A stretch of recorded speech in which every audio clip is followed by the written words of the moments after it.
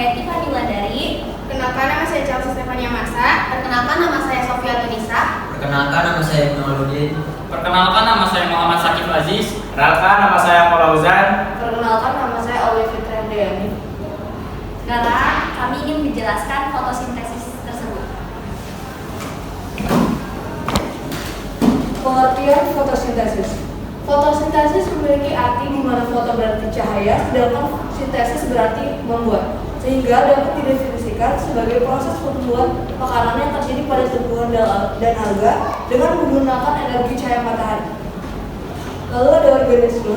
Organisme yang melakukan fotosintesis dan dapat menghasilkan makanannya sendiri itu disebut dengan autotrof. Organisme ini terutama semua tumbuhan yang memiliki klorofil.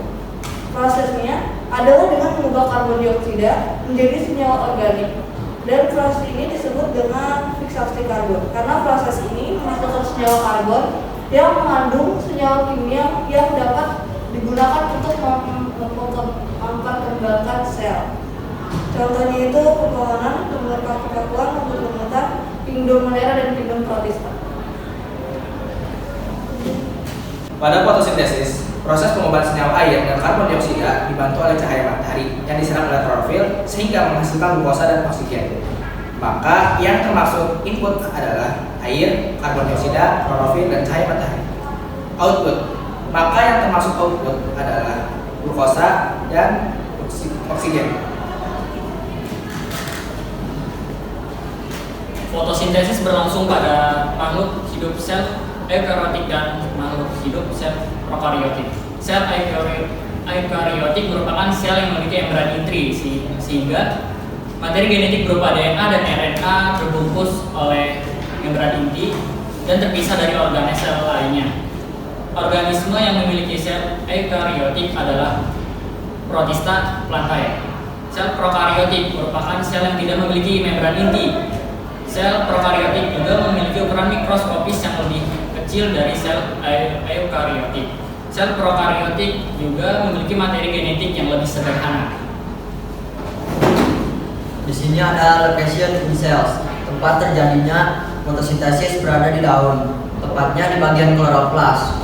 Kloroplas mengandung klorofil hijau, klorofil atau zat hijau pada daun. Di sini ada membran luar. Membran luar adalah komponen yang berfungsi untuk mengatur keluar masuk bahan padat atau cair pada membran tersebut. Selanjutnya ada membran dalam. Membran dalam adalah membran yang berfungsi sebagai pembatas antara stroma dan sitosol. Selanjutnya ada stroma. Stroma adalah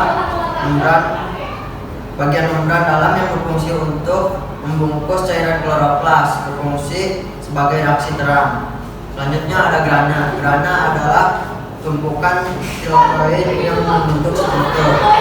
Di sini ada tilakoid. Tilakoid juga merupakan sistem membran yang tersusun dari kantung pipih. Sumber energi pada proses fotosintesis adalah matahari. Matahari menghasilkan energi cahaya dan panas. Cahaya dan panas matahari merupakan sumber kehidupan di bumi. Matahari adalah sumber energi terbesar di bumi. Tanpa matahari, tumbuhan tidak dapat melakukan fotosintesis. Dari hasil fotosintesis akan menghasilkan makanan dan oksigen. Makanan dan oksigen sangat penting bagi kelangsungan hidup manusia dan makhluk hidup lainnya. Lalu ada peran ATP. Pigmen klorofil yang terdapat pada kloroplas daun merupakan organel tempat berlangsungnya reaksi terang. Ketika sinar matahari mengenai pigmen, ATP terbentuk karena reaksi kimia di dalamnya. ATP kemudian digunakan untuk menyediakan energi kimia yang diperlukan untuk menggerakkan reaksi metabolisme lainnya dalam sel. Reaksi terang bergantung pada matahari, terjadi pada membran tilakoid di kloroplas. Reaksi terang menghasilkan ATP, NADPH, dan O2. Hasil reaksi terang digunakan sebagai energi pada reaksi gelap. Jadi reaksi terang ini termasuk ekserionik karena reaksinya melepaskan energi. Lalu ada reaksi gelap. Reaksi gelap terjadi pada stromata di kloroplas. Reaksi gelap tidak membutuhkan cahaya dan tidak menggunakan pigmen klorofil atau pigmen yang dapat menangkap cahaya. Lalu reaksi gelap ini disebut juga dengan siklus Calvin. Siklus Calvin adalah proses di mana produk reaksi terang yaitu ATP digunakan untuk membentuk suatu ikatan kovalen karbon-karbon dari karbohidrat. Selama proses reaksi gelap menggunakan ATP yang sudah terbentuk dari reaksi terang. Oleh karena itu, energi ATP diubah menjadi karbohidrat yang dianggap sebagai makanan kaya energi. Maka dari itu, reaksi gelap termasuk endogenik karena reaksinya membutuhkan atau menyerap energi.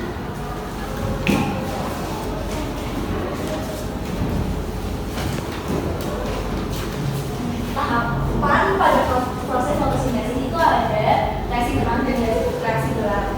Nah, reaksi terang adalah peristiwa penyusunan zat organik atau gula dari zat anorganik air karbon dioksida dengan pertolongan energi cahaya. Di sini saya akan menjelaskan reaksi terang. Nah, reaksi terang ini ada dua, fotofosforilasi siklik dan fotofosforilasi non siklik. Nah, fotofosforilasi itu jalur metabolisme untuk pembuatan energi dalam bentuk ATP dengan menggunakan cahaya matahari. Di sini aku menjelaskan fotofosforilasi siklik. Jadi, foton ini adalah energi cahaya yang akan diserap oleh P700 atau fotosintesis dan di dalam P700 ini karena terkena cahaya matahari dia akan bereksitasi elektron di dalamnya sehingga elektronnya ini akan ditransfer ke akseptor elektron lalu ke peroxid dan kompleks sitokrom. Pada saat di kompleks sitokrom ini terjadi peningkatan energi sehingga terbentuklah ATP dari ADP. Nah, dari kompleks sitokrom menuju ke asosiasi kembali lagi ke P700. Ini disebut dengan transport elektron. Fotofosforilasi siklik ini berlangsung hanya pada bakteri. Nah, kalau fotofosforilasi non siklik itu menggunakan P650 dan P700 atau fotosistem 2 dan fotosistem 1. Pertama, foton atau energi cahaya matahari masuk ke P680 sehingga elektron di dalam P680 ini tereksitasi sehingga dua elektronnya masuk ke fotolisis. Dua elektronnya memecah H2O menjadi 2H plus O2 plus elektron juga. Ini disebut fotolisis air sehingga dua elektronnya akan ditransfer ke akseptor primer. Nah, setelah itu masuk ke plasma lalu ke kompleks sitokrom sama seperti yang tadi. Pada saat di kompleks sitokrom terjadi peningkatan energi dan mengubah ADP menjadi ATP. Dari kompleks sitokrom masuk ke pastosianin dan masuklah ke P700. Elektron dari P700 masuk ke akseptor primer ke peroxid lalu terbentuklah NADP+. Dari NADP+ membentuk NADPH karena dia mengangkut H ini dari fotolisis air. Nah, menjadi NADPH sehingga oksigen yang tereksitasi ini dibuang keluar. Biasanya fotofosforilasi non siklik ini terjadi di semua tumbuhan terkecuali bakteri. Nah, dalam proses reaksi terang ini produk utama yang dihasilkan adalah ATP dan NADPH. Oksigen yang kita hirup itu merupakan produk sampingan dari fotosintesis. Nah, NADPH ini akan digunakan di reaksi gelap.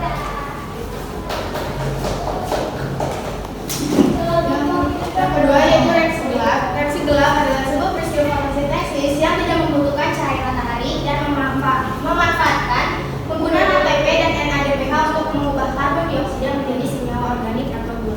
Reaksi gelap juga membutuhkan si senyawa selain ATP yaitu NADPH dan CO2. Reaksi gelap juga memiliki 3 tahapan. Yang pertama yaitu fiksasi karbon, yang kedua reduksi, yang ketiga regenerasi. Reaksi gelap pada fiksasi karbon terjadi peningkatan fiksasi CO2 dari udara bebas oleh RUBP atau ribulosa bifosfat dengan bantuan enzim Rubisco. RUBP ini merupakan senyawa organik yang terdapat di dalam kloroplas. Ikatan RUBP dan CO2 ini membentuk PGA atau asam fosfogliserat. Yang kedua yaitu reduksi. Terjadi proses reduksi atau pengurangan PGA dan PGA oleh hidrogen dari NADPH dan menggunakan energi dari ATP yang berasal dari reaksi terang. Juga pengurangan gugus fosfat dari ATP menjadi ADP. Hasil reduksi berupa 6 molekul PGAL atau fosfogliserat dehid. Yang ketiga itu regenerasi.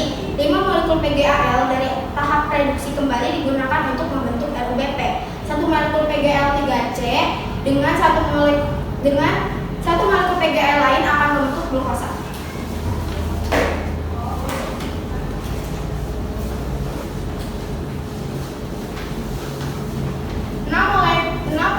Memfiksasi 6 molekul CO2 dengan bantuan si enzim Rubisco. Akibatnya 6 molekul molekul dengan 6 atom C yang tidak stabil.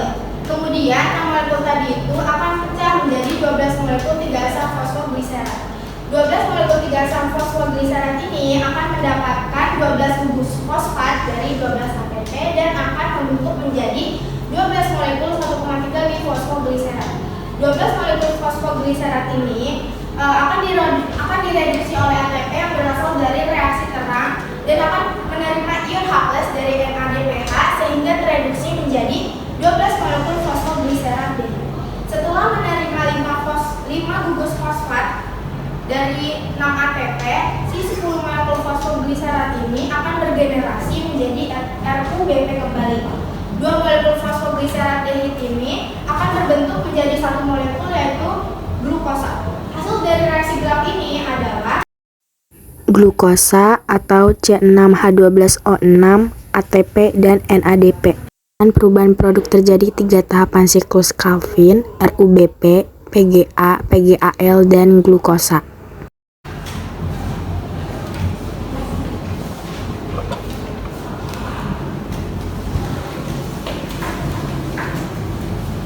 Cukup sekian dari kelompok kami, kurang lebihnya mohon maaf. Wassalamualaikum warahmatullahi wabarakatuh.